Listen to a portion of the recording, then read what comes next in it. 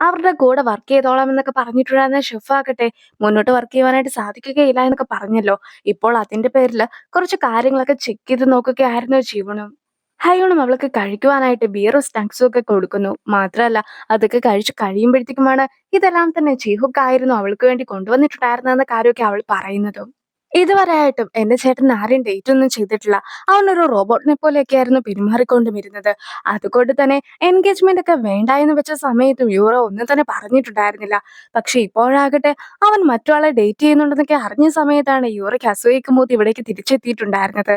ശരിക്കും ബിസിനസിന്റെ ഭാഗമായിട്ട് മാത്രമായിരുന്നു യൂറയുമായിട്ടുള്ള എൻഗേജ്മെന്റിന് പോലും ചേട്ടൻ സമ്മതിച്ചിട്ടുണ്ടായിരുന്നതെന്നൊക്കെ ഹയൺ പറയുമ്പോഴത്തേക്കുമാണ് ആ ഒരു കാര്യങ്ങളെക്കുറിച്ച് എല്ലാം തന്നെ ജിയോണും അറിയുന്നത്.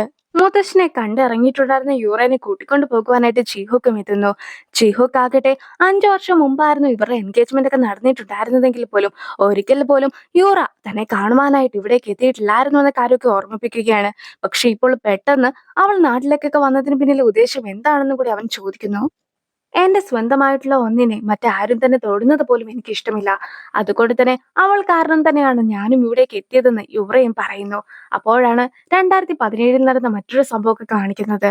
ജിഹുക്കുമായിട്ട് റിലേഷൻഷിപ്പിൽ അല്ല എന്നൊക്കെ അറിഞ്ഞിട്ട് പോലും ഒരു പെൺകുട്ടീനെ ഇവർ ഉപദ്രവിച്ചിട്ടൊക്കെ ഉണ്ടായിരുന്നു. അതിനെക്കുറിച്ചൊക്കെ ജിഹുക്ക് സംസാരിക്കുമ്പോഴും ഇതേപോലെ തന്നെ എന്റെ സാധനത്തിൽ മറ്റാരും തന്നെ തൊടുന്നത് എനിക്ക് ഇഷ്ടമില്ല എന്ന രീതിയിലൊക്കെ ആയിരുന്നു യൂറ പെരുമാറിയിട്ടുമുണ്ടായിരുന്നത്.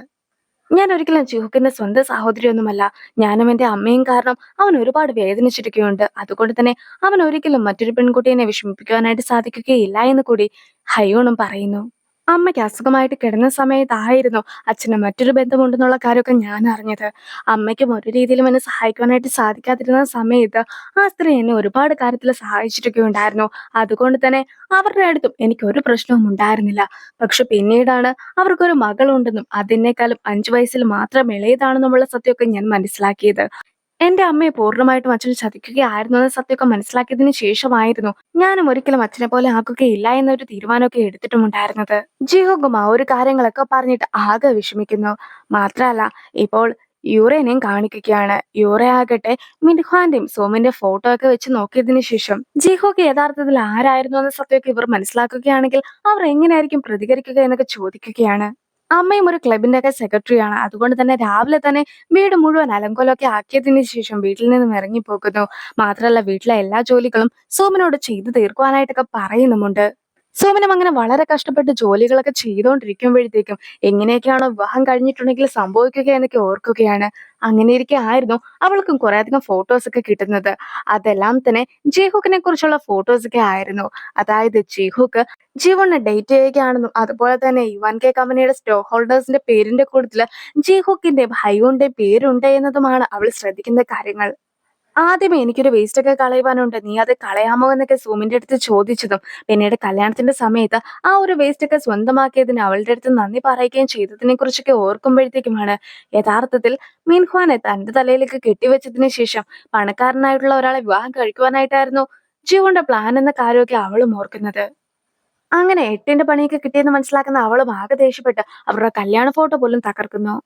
വീടൊക്കെ അത്രയും കുളമാക്കി വെച്ചതിന് ശേഷം മുറിയിൽ നിന്നും പുറത്തിറങ്ങാതെ സുമൻ മുറിക്കുള്ളിലാണ് ഇരിക്കുന്നതെന്ന കാര്യമൊക്കെ അമ്മ പറഞ്ഞു കഴിയുമ്പോഴത്തേക്കും ഇപ്പോൾ മിൻഹാനും റൂമിലേക്കൊക്കെ കയറി ചെല്ലുകയാണ്. ജിഹോക്ക് വലിയ പണക്കാരനായിരുന്നു എന്ന സത്യമൊക്കെ മനസ്സിലാക്കുമ്പോഴത്തേക്കും മിൻഹാന് മൊത്തത്തിൽ അസൂയാണ് തോന്നുന്നതും. ജീവൻ ഇപ്പോഴുള്ള സുഖ സൗകര്യങ്ങളൊക്കെ ലഭിച്ചത് ഞാൻ കാരണമാണ്. അതുകൊണ്ട് തന്നെ അതിനുള്ള ഒരു കോമ്പൻസേഷനൊക്കെ എനിക്ക് ലഭിച്ചേ മതിയാക്കൂ എന്നാണ് സുമിൻ പറയുന്നത്. മാത്രമല്ല അവൾ പോലും അറിയാത്ത പല രഹസ്യങ്ങളും എന്റെ കയ്യിലുണ്ട് എന്നും അതെല്ലാം തന്നെ അവളെ അറിയിച്ചു കൊടുക്കുന്നതായിരിക്കുമെന്നും സുമിൻ പറയുന്നു. അങ്ങനെ ഇരിക്കെ ആയിരുന്നു ജീവന്റെ അമ്മയുടെ അടുത്ത് നിന്ന് അവൾക്കും ഒരു മെസ്സേജ് ഒക്കെ വരുന്നത്. പണ്ട് അമ്മ അവളെ ഉപേക്ഷിച്ച് പോയതിനു ശേഷം പിന്നീട് ഇപ്പോഴാണ് അവളും അമ്മേനെ കാണുന്നത്. അമ്മ പണ്ടത്തെ പോലെ തന്നെ സുന്ദരിയായിട്ടുണ്ടെന്നൊക്കെ അവളും പറയുന്നു. പണ്ട് നിന്റെ അച്ഛൻ എന്നോട് ഒരുപാട് സ്നേഹമൊക്കെ ഉണ്ടായിരുന്നു. അത് കണ്ടപ്പോഴാകട്ടെ എനിക്കും നിന്റെ അച്ഛനോട് സ്നേഹം തോന്നിക്കോളും എന്നൊക്കെ വിചാരിച്ചുകൊണ്ട് ചെറിയ പ്രായത്തിൽ തന്നെ ഞാൻ നിന്റെ അച്ഛനെ വിവാഹം കഴിച്ചു. പിന്നീടായിരുന്നു എനിക്കങ്ങനെ തിരിച്ചു സ്നേഹിക്കുവാനായിട്ട് സാധിക്കുകയില്ല എന്ന സത്യമൊക്കെ മനസ്സിലാക്കിയത്. ഞാൻ പ്രതീക്ഷിക്കാത്ത സമയത്തായിരുന്നു എനിക്ക് നിന്നെ കിട്ടിയതെങ്കിൽ പോലും ഞാനും നിന്നെ കുറച്ചൊക്കെ സ്നേഹിച്ചിട്ടൊക്കെ ഉണ്ടായിരുന്നു. മാത്രമല്ല നിന്നെ ഞാൻ ഒരുപാട് മിസ്സും ചെയ്തിട്ടുണ്ടായിരുന്നു എന്നൊക്കെ അമ്മ പറയുമ്പോൾ എന്തുകൊണ്ടാണ് ഇത്രയും കാലമായിട്ടും തന്നെ തേടി വരാതിരുന്നതെന്നൊക്കെ ജീവനും അമ്മയോട് ചോദിക്കുന്നു. നിന്നെ കാണുവാനായിട്ട് ഞാൻ പലതവണ വന്നിട്ടുണ്ടായിരുന്നെങ്കിലും നിന്റെ അച്ഛൻ അതിന് സമ്മതിച്ചിട്ടുണ്ടായിരുന്നില്ല. നിന്റെ അച്ഛൻ മരിച്ചു എന്നൊക്കെ അറിഞ്ഞു കഴിഞ്ഞപ്പോഴത്തേക്കുമാണ് എനിക്കും നിന്നെ കാണുവാനായിട്ട് വരുവാൻ ഒരു ധൈര്യമൊക്കെ തോന്നിയതെന്നൊക്കെ അമ്മയും അറിയിക്കുന്നു. അച്ഛന് വളരെ കഷ്ടപ്പെട്ട് തന്നെയായിരുന്നു എന്നെ വളർത്തിയിട്ടൊക്കെ ഉണ്ടായിരുന്നത്. എങ്കിൽ പോലും എന്റെ ലൈഫിൽ അമ്മ ഇല്ലാത്തത് കൊണ്ട് തന്നെ ഞാൻ പലപ്പോഴായിട്ട് പല തെറ്റായിട്ടുള്ള ആൾക്കാരുടെ അടുത്തേക്കും ചെന്ന് വിട്ടിട്ടുണ്ടായിരുന്നു.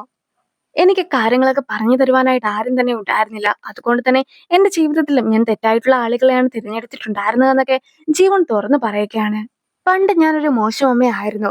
എന്തായാലും ഞാൻ നിനക്ക് വേണ്ടി എന്ത് തന്നെ ചെയ്തു തരുവാനും തയ്യാറാണെന്നൊക്കെ പറഞ്ഞ് അമ്മ നിൽക്കുമ്പോഴത്തേക്കും ജീവനും പിറ്റേ ദിവസം അമ്മയോട് തന്റെ ഒപ്പം ഒരു ദിവസം സ്പെൻഡ് ചെയ്യാമോ എന്നൊക്കെ ചോദിക്കുകയാണ്. അങ്ങനെ ജീവൻ തന്നെ അമ്മേനെ വന്ന് പിക്ക് ചെയ്യുന്നു. ഇന്നലെ നിന്നെ കണ്ടിട്ടുണ്ടായിരുന്ന ആ ഒരു എക്സൈറ്റ്മെന്റില് എനിക്ക് ശരിക്കും ഉറങ്ങുവാനായിട്ട് പോലും സാധിച്ചില്ല എന്നൊക്കെയാണ് അമ്മ പറയുന്നത്. മാത്രമല്ല അവളുടെ ഒപ്പം ഇഷ്ടമുള്ള ഫുഡൊക്കെ കഴിക്കുവാനായിട്ട് അമ്മ പോകുന്നു. അവർ ഒന്നിച്ചിരുന്ന് ഫോട്ടോസ് ഒക്കെ എടുക്കുകയും അമ്മയ്ക്ക് വേണ്ടി അമ്മയ്ക്ക് ഇഷ്ടപ്പെട്ടതെല്ലാം തന്നെ അവൾ മേടിച്ചു കൊടുക്കുകയും ചെയ്യുകയാണ്.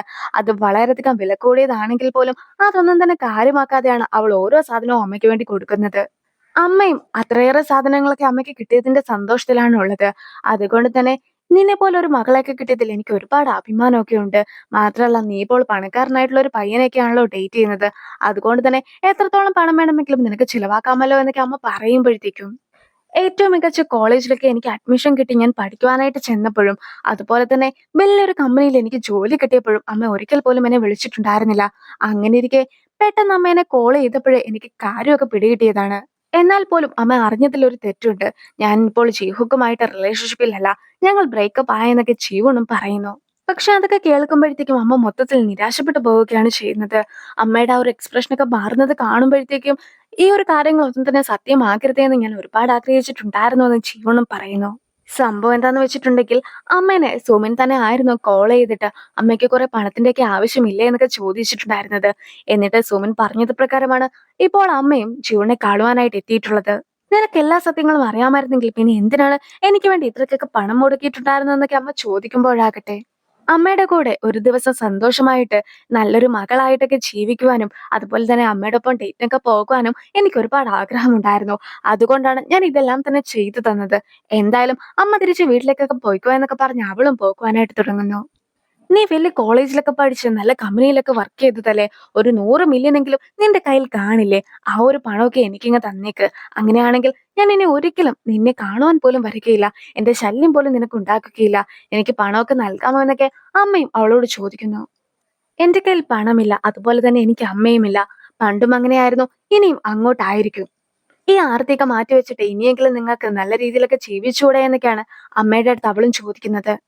സോമനും ഇങ്ങനൊരു നീക്കം നടത്തിയതിനെ കുറിച്ചൊക്കെ യൂറയുടെ അടുത്ത് സെക്രട്ടറിയും പറയുകയാണ്. അതൊക്കെ കേൾക്കുമ്പോഴത്തേക്കും യൂറയ്ക്ക് വലിയ താല്പര്യമൊന്നും തോന്നുന്നില്ല. എന്തായാലും എന്റെ കാര്യങ്ങൾ ഞാൻ തന്നെ ഇനി ചെയ്യേണ്ടതായിട്ടുണ്ടല്ലോ എന്നൊക്കെ പറഞ്ഞിട്ട് ഇപ്പോൾ മിൻഹോനെ കാണുവാനായിട്ട് യൂറ എത്തിയിരിക്കുന്നു. ജിഹോക്ക് ഫ്രണ്ടുമായിട്ട് പ്രാക്ടീസ് ഒക്കെ ചെയ്തുകൊണ്ട് നിൽക്കുകയാണ്. അങ്ങനെ ഇരിക്കെ അവിടേക്ക് എത്തുന്ന ജീവനും അവനെയൊക്കെ നോക്കുന്നു. അവളും അവിടെ വന്ന് അവനെ കണ്ടിട്ടുണ്ടായിരുന്നു എന്ന കാര്യമൊക്കെ അവനും മനസ്സിലാക്കുകയാണ്. അവളും ഇപ്പോൾ അച്ഛനെ കാണുവാനായിട്ടൊക്കെ എത്തിയിരിക്കുന്നു. അച്ഛൻ എനിക്ക് തന്നിട്ടുണ്ടായിരുന്ന ഗിഫ്റ്റൊക്കെ നല്ല രീതിക്ക് ഉപയോഗിക്കുവാനായിട്ടായിരുന്നു ഞാൻ ആഗ്രഹിച്ചിരുന്നത്. പക്ഷേ എന്തുകൊണ്ടാണ് എനിക്ക് അതൊക്കെ തന്നെ പ്രയാസമുള്ളതാക്കി തീർക്കുന്നത്? ഞാനും എന്നെ സ്നേഹിക്കുന്നവരെയൊക്കെ തന്നെ വേദനിപ്പിക്കുകയാണല്ലോ. എന്തുകൊണ്ടാണ് എന്റെ ലൈഫ് മാത്രം ഇങ്ങനെ ആയി പോയതെന്നൊക്കെ പറഞ്ഞ് അവളും ആകെ കരയുന്നു.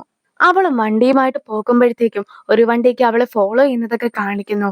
മാത്രല്ല ഒരു വൈറ്റ് ട്രക്ക് ആകട്ടെ അവൾ വരുന്നതും കാത്തൊക്കെ നിൽപ്പുണ്ടായിരുന്നു. സിഗ്നലിൽ അവൾ വണ്ടിയൊക്കെ നിർത്തിയിട്ട് കഴിയുമ്പോഴത്തേക്കുമാണ് പെട്ടെന്ന് അവളുടെ അടുത്തേക്കായിട്ട് ഈ ഒരു വെള്ള ട്രക്കൊക്കെ വരുന്നത് അവളും കാണുന്നത്.